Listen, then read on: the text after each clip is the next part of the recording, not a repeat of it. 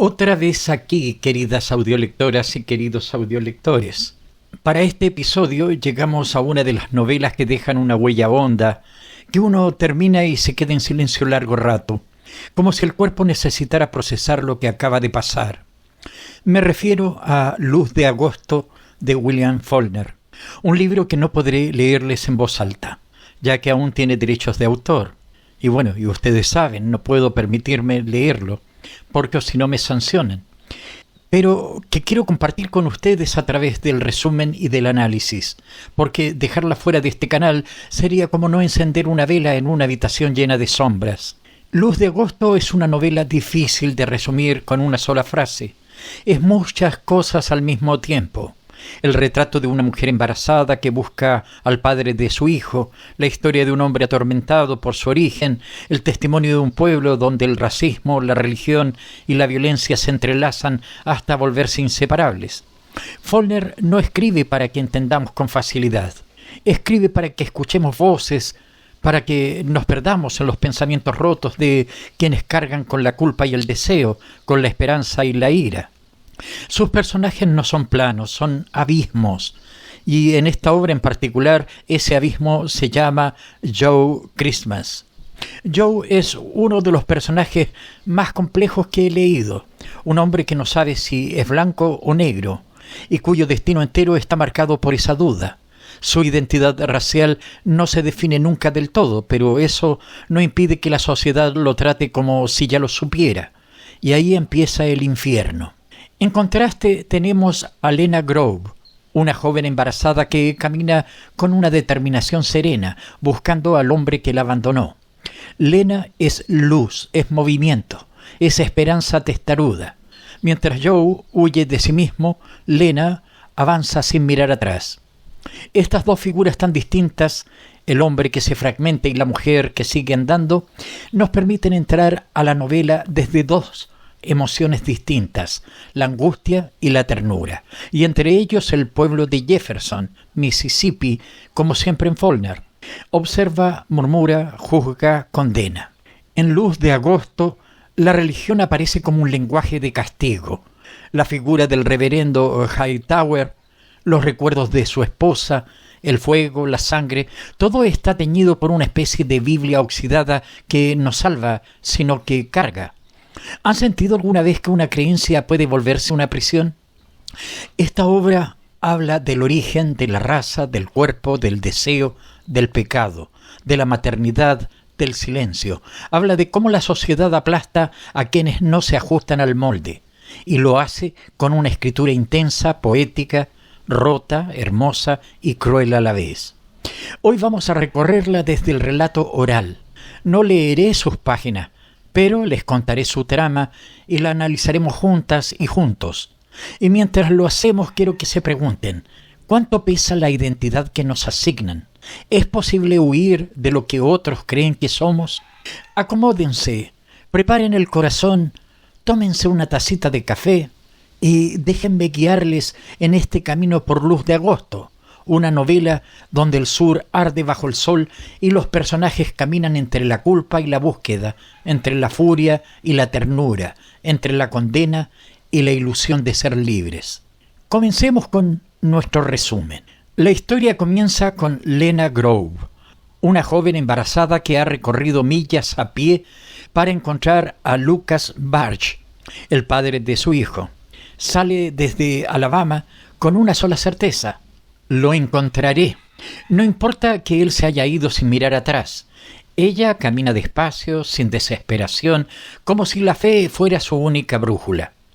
Mientras Lena avanza, otra historia se cruza, la de Joe Christmas, un hombre solitario, violento, errante, que vive en una pequeña cabaña cerca de la casa de Joanna Barden, una mujer blanca, abolicionista, descendiente de norteños. Joe también es un caminante, pero camina hacia adentro, hacia su propio abismo. Joe Christmas tiene un pasado borroso. Abandonado de niño en un orfanato, nunca supo con certeza si tenía ascendencia negra, pero esa duda lo persigue como un látigo. La ambigüedad racial es su condena. Se niega a definirse, pero el mundo lo define sin consultarle. Desde muy joven, Joe descubre la brutalidad del deseo, el castigo de la religión, la culpa sin nombre. Es castigado por morder una barra de chocolate, por ver a una mujer desnuda, por respirar con rabia. Cada gesto suyo es sospechoso para los demás. Adoptado por una familia blanca, su padre adoptivo lo disciplina con crueldad. Su madre adoptiva guarda silencio. Joe aprende que obedecer es una forma de no existir y entonces decide huir, escapar, ser el que no es. En su juventud, Joe se mueve por distintos estados. Sobrevive vendiendo whisky ilegal y ocultando su pasado. Nunca dice quién es, nunca dice qué es, pero en cada lugar deja una marca: violencia, sexo, rabia contenida. Al llegar a Jefferson, conoce a Joanna Barden. Ella vive sola, aislada, cargando el peso del apellido de su familia, ligada a la causa negra. Comienza entre ellos una relación extraña, erótica, tensa. Ella busca redimirlo. Él no quiere ser redimido. Joanna le da comida, espacio, cuerpo, pero también rezos, imposiciones, discursos. Lo quiere salvar. Él quiere estar, pero no ser salvado. Esa tensión se vuelve insostenible. ¿Han sentido alguna vez que alguien quiere corregirlos más que quererlos? La relación se degrada. Joanna se vuelve religiosa, quiere que Joe estudie, que abrace una nueva vida. Él se resiste hasta que una noche ella aparece muerta, degollada, quemada, y Joe huye. El pueblo entra en shock. Una mujer blanca ha sido asesinada. El culpable parece obvio: Joe Christmas, y sobre él cae todo el peso del prejuicio. No necesitan pruebas, basta con su silencio, con su piel ambigua, con sus ojos llenos de furia. Mientras tanto, Lena llega a Jefferson, encuentra a Lucas Barge, que ahora se hace llamar Joe Brown. Él trabaja en la destilería ilegal de whisky junto a Joe Christmas. Al enterarse de que Lena lo ha encontrado, entra en pánico. Lena, sin embargo, no lo confronta con violencia, le habla con calma, con determinación. Quiere que se haga cargo del hijo. Lucas o Brown promete ayudar, pero más por miedo que por conciencia. En paralelo conocemos al reverendo Hightower. Vive apartado, solo, desprestigiado. Su pasado lo marcó. Su esposa murió en circunstancias escandalosas y su obsesión con la figura de su abuelo, héroe confederado, lo ha aislado. Hightower carga con su propia culpa. No actúa, no interviene. Mira, escucha, espera. Pero cuando Joe Christmas, herido, aparece en su casa buscando refugio, el reverendo lo protege. Por primera vez toma una decisión que lo enfrenta con el pueblo. Joe está herido, sangrando, atrapado. Es un hombre acorralado por su historia. No se defiende, no niega nada, no pide nada, solo permanece, y luego huye de nuevo, pero lo encuentran. Lo atrapa Percy Grimm, un joven fanático patriota de pacotilla que representa la autoridad sin alma. Grimm ejecuta a Joe Christmas sin juicio, sin piedad, con brutalidad extrema. Le dispara, lo mutila, lo reduce a un cuerpo sin identidad. La muerte de Joe no resuelve nada, solo cierra con sangre una historia llena de silencios. El pueblo sigue. Las preguntas quedan en el aire. ¿Qué era Joe Christmas? ¿Una víctima? ¿Un criminal? ¿Un producto del odio ajeno? Lena, por su parte, da a luz. Recibe ayuda de Byron Bunch, un hombre honesto, tímido, que la acompaña sin exigir nada. Byron representa lo opuesto a Joe y Lucas: constancia, ternura, presencia. Lena sigue su camino, no se queda, no se detiene. Lleva al niño en brazos. Byron la sigue en silencio, como si el viaje fuera lo único verdadero, como si moverse fuera más importante que llegar. El pueblo de Jefferson vuelve a su rutina. Faulkner no ofrece justicia, no hay redención, solo una cadena de vidas que se cruzan, se estrellan, se acompañan o se anulan. Luz de agosto no da respuestas, solo deja heridas abiertas. La novela termina como comenzó, con un viaje, con una mujer que no se detiene, con un hombre que la sigue, y con un recuerdo que arde en el fondo, como la luz rota de un agosto demasiado caluroso, demasiado largo. Queridas audiolectoras y queridos audiolectores, ¿quién es para ustedes el verdadero protagonista de esta historia? ¿Joe? ¿Lena? ¿Byron? ¿El pueblo? ¿La culpa? Los leo en los comentarios. Esta historia no termina con un punto, termina con la necesidad de hablarla. Hagamos entonces el análisis, veamos qué encontramos. Luz de Agosto es, ante todo, una novela sobre el origen, pero no en un sentido geográfico familiar, sino como pregunta sin respuesta.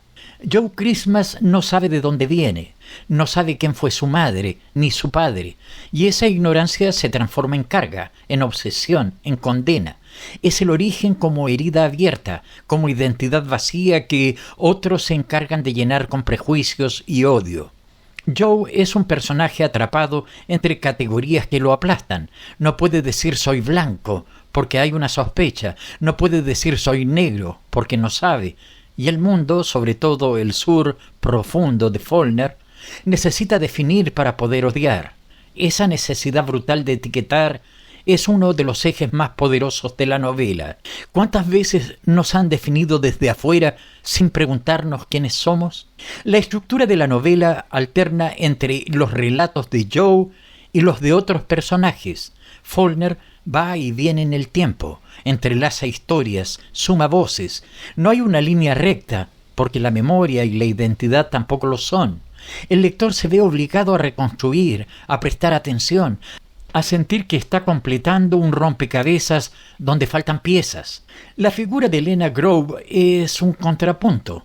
Ella sí sabe quién es, sabe lo que quiere, no duda. Su presencia es suave, constante, tenaz. Mientras Joe se descompone internamente, Lena camina, avanza. No necesita definiciones, tiene propósito. Su andar es su lenguaje. Su embarazo no es un drama, es un hecho. ¿Qué les despierta a ustedes, Lena? ¿Pasividad o fuerza? Byron Bunch, el hombre que acompaña a Lena sin pedir nada, representa la bondad silenciosa. No interviene con grandilocuencia. Está, escucha, propone. Y en un mundo como el de Faulkner, lleno de ruido, eso ya es una forma de resistencia. Él representa a quienes aman sin imponer, sin salvar, sin controlar.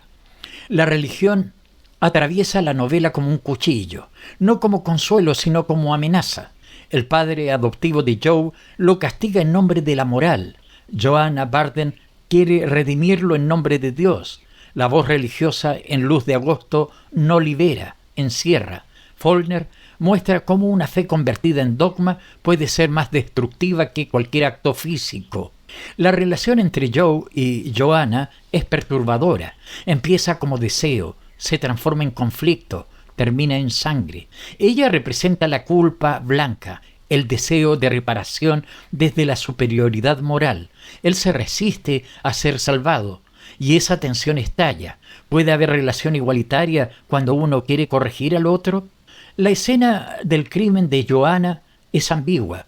No se describe directamente, se sugiere, y eso deja un vacío inquietante. ¿Fue Joe quien la mató? ¿Fue un accidente? ¿Fue un acto de furia o de desesperación? Faulkner no responde, porque lo que importa no es el hecho, sino lo que el pueblo cree que ocurrió. Y el pueblo no duda. Para ellos, Joe es culpable, por su raza, por su silencio, por su mirada. El juicio no es judicial, es social. El castigo no es una sentencia, es una ejecución. Ahí aparece Percy Grimm, símbolo de la justicia sin alma, del patriotismo hueco que se disfraza de deber. Grimm no solo lo mata, lo humilla, lo mutila. Faulkner no suaviza esa escena. La violencia es obscena, detallada, intolerable, porque no quiere que el lector se consuele con el castigo justo. Quiere que veamos el racismo en su forma más cruda, la que destruye cuerpos para preservar una ilusión de pureza. Joe no es un héroe, no busca redención, no pide comprensión, pero tampoco es solo un criminal. Es un producto del abandono, del odio, del silencio. Faulkner construye un personaje trágico, lleno de contradicciones, cuya vida es una sucesión de huidas. ¿Se puede vivir sin saber quién se es? La escena final, con Lena caminando otra vez, es una elección narrativa potente. El drama ha explotado, la tragedia ha pasado, pero la vida sigue. La novela no termina con justicia ni con venganza, termina con el movimiento, con la promesa incierta de que algo sigue adelante. Faulkner titula esta obra Luz de agosto, y esa luz no es una iluminación tranquila, es una luz dura, implacable, como la del verano del sur. No alumbra, expone, saca a la vista lo que queremos ocultar, los secretos, los miedos, las grietas. ¿Qué creen ustedes que revela esa luz? La novela es también una crítica a las estructuras sociales, el racismo, la misoginia, la religiosidad extrema, la hipocresía del pueblo bueno. En Jefferson nadie se atreve a decir lo que piensa, pero todos están listos para condenar. El silencio es cómplice, la moral selectiva. Faulkner da voz a quienes suelen ser silenciados: mujeres embarazadas sin esposo, hombres sin raza definida, reverendos caídos en desgracia, trabajadores sin poder. Su literatura se construye desde los márgenes y por eso incomoda. La novela nos obliga a mirar de frente lo que quisiéramos evitar, cómo se construyen los otros, cómo el miedo a lo diferente se convierte en violencia. Joe es el otro, perfecto, no por lo que es, sino porque nadie puede saberlo con certeza. El simbolismo está por todas partes. El fuego, la sangre, el polvo del camino, los nombres, Christmas, Barden, Grimm. Cada elemento funciona como eco de lo que no se dice.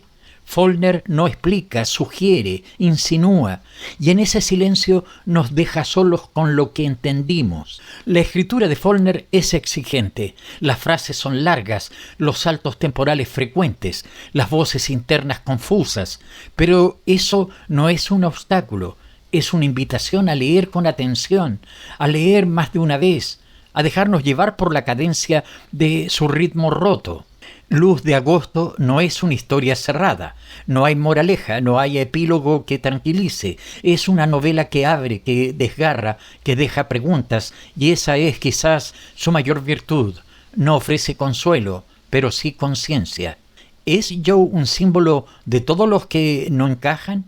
¿Es Lena la promesa de una vida que sigue aunque nadie la espere? ¿Es Jefferson un retrato del mundo real donde el orden se impone con violencia? Cada quien encontrará su lectura, y cada lectura será parcial, inevitablemente. La maternidad en Lena no es melodrama, es constancia. Faulkner la retrata sin romanticismo, pero con ternura. Su figura es una de las pocas luces suaves de toda la novela. Representa la vida que insiste, la que no se detiene, incluso cuando todo alrededor se quiebra. Hightower, el reverendo caído, es un personaje que parece marginal, pero es central. Representa la posibilidad de una fe sin castigo, de una espiritualidad no fanática. Aunque llega tarde, aunque no salva a Joe, al menos se atreve a salir del silencio. La novela está atravesada por el tema del pecado, pero no el pecado individual, sino el estructural, el que se hereda, el que se impone, el que se normaliza. En Luz de agosto, el pecado no lo cometen los personajes que sangran, sino quienes miran y callan. Faulkner no condena ni absolve, muestra, pone a sus personajes en escena y deja que el lector decida, y en ese gesto hay un respeto. No nos trata como alumnos, nos trata como testigos. ¿Qué decisión hubiéramos tomado en su lugar? Queridas audiolectoras y queridos audiolectores, si llegaron hasta aquí, ya han atravesado una de las novelas más intensas del siglo XX. Les invito a compartir lo que esta historia les removió. ¿Con quién se identificaron? ¿Qué les dolió más? Porque leer a Faulkner no es solo leer literatura, es leer la historia desde las grietas. Escúchame leer.